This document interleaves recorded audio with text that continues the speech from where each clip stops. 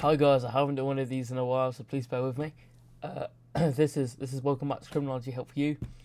And today I'm going to be talking you through Unit 3. I did Unit 3 just over a year ago. So just less than a year ago. And this is the sort of structures I use to my case studies and my experiences. So why are you listening to me? I was a proper neek in Unit 3. You can't really see it with that picture, but I tried to. I got 100 out of 100 on my crime scene to courtroom exam. That being Unit 3. I was a proper neek. I put the work in. I essentially passed my teacher. And that was just the strap. So I'm going to be talking through the different ACs, talk through what you got to do, what the main focus of the question is, and the sort of structure that I used. And then quite a few of them I talk through the sort of case studies that I use as well. Obviously, I can't really, just give you my write-ups, because first of all, I don't have them sort of on my computer or whatever. That was on a completely different OneDrive. I literally only using my write-ups that were next to me. I'm essentially from my actual exam. That was essentially replicate this stuff from. So let's get into it. 1.1: the effectiveness of personnel. So you have to talk about CSIs, so that being crime scene investigators, forensic scientists, forensic specialists, police officers, CPS, pathologists, or any sort of other personnel. The main focus of the question, they want you to talk about the effectiveness. You need to talk about both strengths and weaknesses, and sort of come to a conclusion of whether were they effective, were they not. And this is very pedantic, as in a lot of it is the sort of structure that I used was to discuss the expertise first of all, and then talk about the role and the main goal. Essentially, every time you talk about something, you have to reiterate: is this a strength? Is this a weakness? And why? So if you were saying like police officers need to have like a degree to be a police officer, this is a strength. Yeah, it means people are qualified and essentially know what they're doing. It's a weakness because some people from disadvantaged backgrounds might not be able to get a degree, or may feel like they're unable to get one, and therefore sort of not get involved. Yeah, you have to make sure that you discuss the expertise, the role, and the cost, and their availability. And essentially, again, just rotate: is this a strength? Is this the weakness? And why? I'm just going to put that there. Hopefully that's alright. Investigative techniques 20. I'm pretty sure this is the longest one, and it is a pain. You have to talk about forensic techniques, surveillance, profiling, interview techniques, and intelligence databases. Yeah, so I essentially spoke about what I knew about the technique. I waffled, or I mean, I didn't waffle, because waffling doesn't tend to keep up. I spoke in great detail about what I knew, a lot of the information, and essentially to do the best that you can, you have to apply it to different situations and to different crimes. So you have to apply it to a crime scene, a crime that's happening on the street, a laboratory, and at the police station. I usually did this at the end. So it's like this can be applied to a crime scene because do. So say it was like interview, at like a police station to have cameras, and it's a lot easier to sort of show. That'd be surveillance. Can you tell how long I haven't done this? But you also have to apply it to different crimes: violent crime, e-crime, property crime. So if it were to be like surveillance, you tend to have cameras. You could probably record someone doing violent crime, property crime. It's not very common you record someone doing e-crime, and if you do, it's a bit hard because it sort of looks like they're on the computer playing Snake. You can't really prove that they've just, I don't even know, hacked into whatever. Anyway, getting a bit off topic. The case studies that I mentioned. For interview, I spoke about Ronald Cotton, Sally Clark, and I also spoke about Loftus Palmer as a research for it. Profiling, I spoke about Ainsworth as research. Colin Stagg. By the way, Colin Stagg comes up like everywhere. You're gonna get sick of him. I already am. and countering Gregory. Surveillance, I spoke about the London riots and Colin Stagg, see, he's there again. Forensics, spoke about Colin Pitchfork, Colette Aram, and David Butler. And for database, I spoke about Crimint and the Gangs Matrix and Interpol. 1.3 is your process of evidence. You have to explain how evidence is processed. So you have to talk about physical and testimonial. And the way I did it, I did 4 separate paragraphs. So I did what physical evidence was, and gave examples, and then underneath I spoke about what the process of it was. Then did the same with testimonial, and then the process. Make sure you're speaking about your sort of your key info that you've been taught in your lesson, like Locard's exchange theory. The case studies I used, just got to speak about Locard, obviously. He's your main geezer, your main theorist. I spoke about Adam Scott, Jean-Benet Ramsey, Sarah Payne and Roy Whiting, and sort of the trace that was left. And testimonial, I spoke about Colin Stagg, again, Colin Stagg's everywhere, and Sally Clark. 1.4, the rights of individuals. You have to talk about suspects' rights, victims' rights, and witnesses' rights. And you have to discuss it all the way from the start of the investigation up to the appeal. So I've given you a bit of an example here. Usually a suspect is arrested after a crime has been committed, starts an investigation, and then they have rights of free legal advice, a right to a phone call, and they're sort of informed of the processes that the police undergo. A lot of this is outlined in PACE, or Policing Criminal Evidence Act 1984. And yeah, you have to make sure that you talk about different types of victims, in particular. So you can have intimidated and vulnerable victims. And yet again, remember, a lot of your victims can also be witnesses. So say someone who's suffered like domestic abuse, they're your main victim, but they're also essentially your best eyewitness. So they have a lot of different rights that can often cross over. 2.1, you have CPS requirements, CPS being the Crown Prosecution Services. You have to talk about the charging role,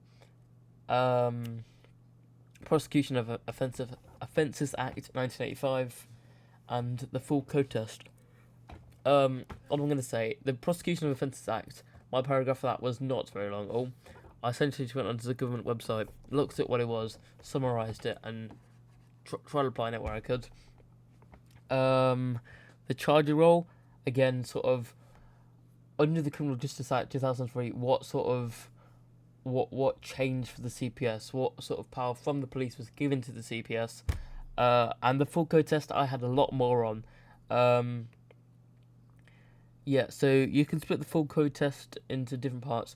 There's technically 3 separate parts, but the main ones are 2: the evidential test and the public interest test.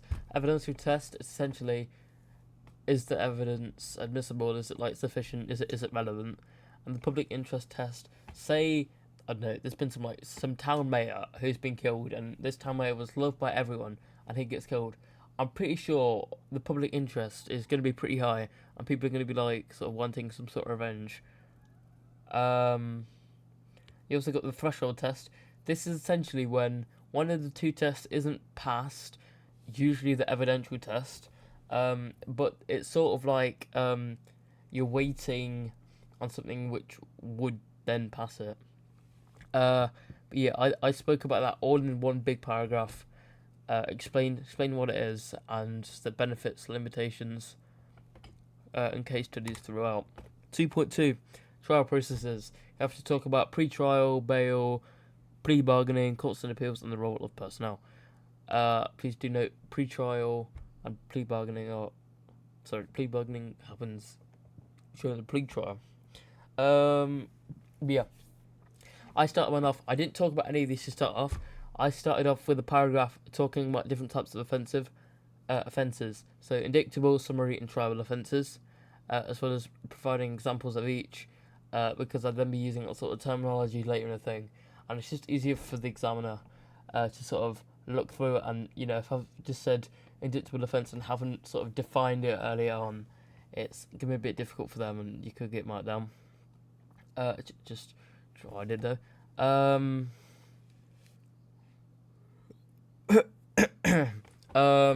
So yeah, you have to talk about what happens in the different stages. Yeah, I did pre-trial and plea bargaining together because they happened at the same stage. And yeah, you have to make sure that you're covering all the. So when you're talking about courts and appeals, you have to talk about all four courts. So the Crown Court, the Magistrates Court, the Supreme Court, and the Court of Appeal. You have to make sure you're talking about all of those, and the people that are involved in there. And yeah, make sure you're talking about specific legislation within. I think this might specifically answer it. I'm not sure. But yeah, if you're talking about bail, make sure you're talking about the Bail Act, or if you're talking about pre-trial, if there's anything that legislation links to it. Tired. Evidential rules. You have to understand the rules in relation to the evidence. So essentially, you're looking at is the evidence relevant, admissible, and disclosed, and if it's not hearsay. So they're essentially sort of main headings.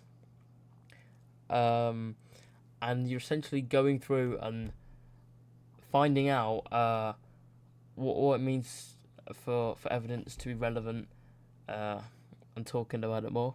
And yeah, make sure that you're specifically talking in depth. Oh yeah, you also need to talk about what evidence goes against the rules.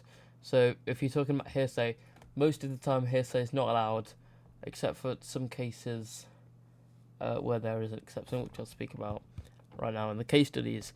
For relevance and admissibility, I spoke about the guy that's haunting me, Colin Stagg. He's everywhere, as well as the Human Rights Convention as legislation, and the Police and Criminal Evidence Act 1984, and the Criminal Justice and Public Order Act 1994.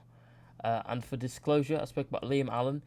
This was a guy who had his phone records searched, and it wasn't disclosed. A lot of the content on the phone wasn't disclosed to the court, and a lot of it sort of proved his innocence. And here's Stephen Saunders. I believe that was a domestic abuse case, where there was sort of hearsay from sort of different agencies around the victim. I think it was like social services, like the hospital, sort of people like that, who essentially spoke up about what they knew about Saunders, and that essentially got him prosecuted. 2.4 key influences. This is another long one. Not as long as some others, but they're still rather long. You have to talk about 4 of the following: evidence, media, witnesses, experts, police, judiciary, and barristers' legal team.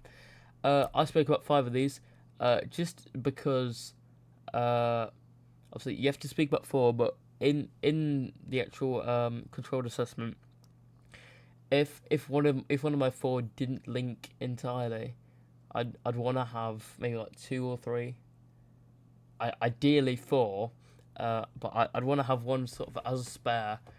Say it like linked really well. So say I didn't have media in, and it was all talking about, I don't know, some guy who was completely demonized in the media for committing a crime he didn't do or whatever. I didn't have media in, and that'd be a horrific one. So I sort of picked ones as well that sort of seemed the most likely that would appear. So for evidence, obviously, that's your main one. Media tend to be everywhere. Witnesses sometimes, and judiciary and experts again sometimes, but not really as common. Yeah, so I explained what the influence was, how it was used, and when. So media tends to be used. Can sometimes be used before a trial, but not really. It tends to happen during a trial and with after. and also how the influence can be positive and negative. So media, a lot of the time, can be negative. It can sort of demonize the offender, even if they haven't really done anything. However, it can often be positive, as it highlights. Maybe say like the defendant has been found to be guilty and has been given like quite a low sentence. Media can sort of maybe like kind of petition to get like a higher sentence, so sort of justice is served. Case studies. Again, I'm only really speaking about the ones that I did my write-ups, so I'm not really sure about the other ones. Again, I haven't done this in a while. Evidence, Colin Stagg, it's everywhere. Media, Christopher Jeffries, London Riots and Dangerous Dogs Act, which is a piece of legislation. You'll learn more about in Unit 4. Witnesses, spoke about Dan Lola Taylor. Judiciary spoke about the London Riots and Judge Pickles, a very questionable man. An expert spoke about Roy Meadows and his sort of impact on Sally Clark, Angela Cannings, and John Anthony. 2.5, you have to discuss the use of lay people. I did a short intro paragraph, essentially what lay people were, them being juries and magistrates, and sort of how they were used. A key bit of this is you have to discuss at least 3 strengths and weaknesses for each. The way I essentially did it was, what is a jury? What do they do? What are 3 strengths of their thing? And then like a however, and these are the 3 weaknesses. Making sure that you explain them fully. The case studies I used. For juries I did RV Cronlid and Sanders UK, and for magistrates I spoke about the Lamy report. 3.1, another 15, perfect. You need to examine information for validity. You have to talk about evidence, trial transcripts, media reports, law reports, and judgments. And you also have to talk about how bias, opinion, circumstances, currency, and accuracy all link. The way I did it was, say I took for like evidence, for example, I explained what evidence was. You can have issues with evidence because of bias, and then explain why. Maybe add like a case study. You can have issues with opinion, explain why, sort of like that. So I'd essentially sort of use bias, opinion, circumstances, currency, actually. I'd sort of use it like a tick list and apply it when I could. But there are some that you can't really apply to, sort of like trial transcripts, that you can't really have any bias in it. Sorry, I'm sorry. You can't really have any bias in trial transcripts because you're literally transcripting what's been said in trial. It's not really like the person transcripting it has any bias. However, you could sometimes say, you know, the stuff being said in trial could be biased on one hand or whatever. Yeah, so case studies quite a bit. The ones that I used, evidence, Colin Stagg, again, he's everywhere. He's annoying me. Sally Clark is also everywhere too. You also get Hillsborough and Adam Scott. Trial transcripts speak about Sally Clark and Barry George. Media reports, Hillsborough, Christopher Jeffries. You can't really speak about much for law reports because there's not really much to speak about anyway. I sort of had to kind of waffle for trial transcripts anyway. And for judgment, speak about R.V. Brown and Hillsborough. And 3.2, this is the last one. Thank God. You have to draw conclusions from information. You have to talk about just and unjust verdicts, as well as miscarriages of justice, safe and unsafe verdicts, and just and unjust sentencing. Essentially defined what the concepts were and gave examples. So essentially a lot of it was case studies. So I don't know. A miscarriage of justice is an example of this can be seen in, I don't know, like Ronald Cotton when this happened. I'd speak about why it was a miscarriage of justice and not anything else. And I'd essentially just keep doing that. And so it was a lot of words, but it was a lot of case studies, as I'm going to speak about in a second. But first I want to speak to you about the brief. 3.1 and 3.2, it explicitly says, I'm pretty sure, that you have to link these to the brief. The rest of your ACs you can link, it's good, but this explicitly wants you to, so I'd probably do it. what I'd usually do is I'd essentially stick some on the end.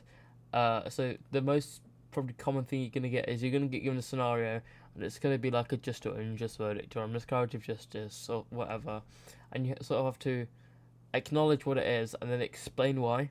So the case studies I used for just and unjust verdicts spoke about Julie Hogg, Stephen Lawrence, Billy Dunlop, Alan Blythe, and the KKK, and sort of how they were sort of like biased towards them. The miscarriages of justice spoke about the Birmingham Six, Sean Hodgson and Ronald Cotton. Safe and unsafe verdicts spoke about Barry George. And for just and unjust sentencing, I spoke about Josh Gardner, Manchester riots, and the London riots. So that is it. Thank you guys.